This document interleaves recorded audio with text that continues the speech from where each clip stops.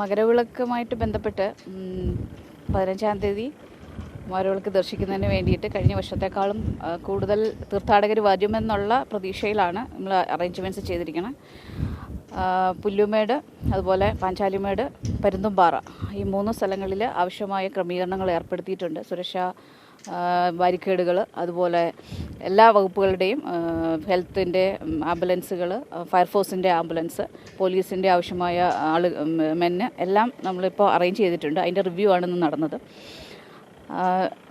ഇതിൻ്റെ ഭാഗമായിട്ട് 10 പോയിൻറ്റുകളായിട്ട് ഈ പുല്ലുമേടിൽ തന്നെ 10 പോയിൻറ്റുകളായിട്ടുള്ള എല്ലാ പോയിൻറ്റുകളിലും ആവശ്യത 1 ഇടവിട്ട് 2 കിലോമീറ്റർ ഇടവിട്ട് ആംബുലൻസുകൾ അറേഞ്ച് ചെയ്തിട്ടുണ്ട്. മെഡിക്കൽ ടീമിനെ അറേഞ്ച് ചെയ്തിട്ടുണ്ട്. അതുപോലെ പോലീസ്, ഫോറസ്റ്റിൻ്റെ ഉദ്യോഗസ്ഥരും എല്ലാ പോയിൻറ്റുകളിലും ഉണ്ടായിരിക്കും. പിന്നെ കുടിവെള്ള സൗകര്യങ്ങൾ, മെഡിക്കൽ ടീമിൻ്റെ സൗകര്യങ്ങൾ, ബാക്കി എല്ലാ അറേഞ്ച്മെൻറ്റ്സും അറേഞ്ച് ചെയ്തിട്ടുണ്ട്. ആൾക്കാർ ശ്രദ്ധിക്കേണ്ടത്, നമ്മൾ ഓരോ സ്ഥലത്തും നമ്മൾ കയറ്റി വിടുന്ന ടൈമും ഇറങ്ങി വരുന്ന സമയവുമുണ്ട്. ആ സമയം നമ്മൾ അനൗൺസ് ചെയ്യും.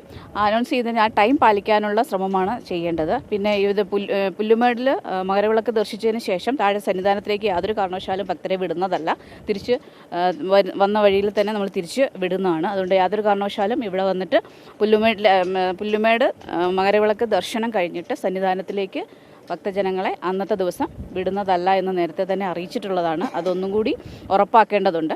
പിന്നെ അന്ന് ഇവിടെ ഭസ്മം അതുപോലെയുള്ള കത്തിക്കാനോ അതുപോലുള്ള കാര്യങ്ങളൊന്നും ചെയ്യില്ല.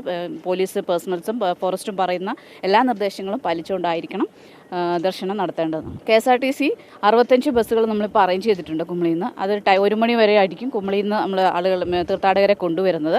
അതിനുശേഷം തീർത്ഥാടകർ അതിനു മുമ്പ് കൂടുകയാണെങ്കിൽ അവർ അതിനുള്ള അറേഞ്ച്മെൻറ്റ്സും കൂടെ ചെയ്തിട്ടുണ്ട്. എന്തായാലും അതനുസരിച്ചാണ്, കഴിഞ്ഞ വർഷത്തെക്കാളും കൂടുതൽ ആൾ വരുമെന്ന പ്രതീക്ഷയിലാണ് നമ്മൾ അറേഞ്ച് ചെയ്തത്.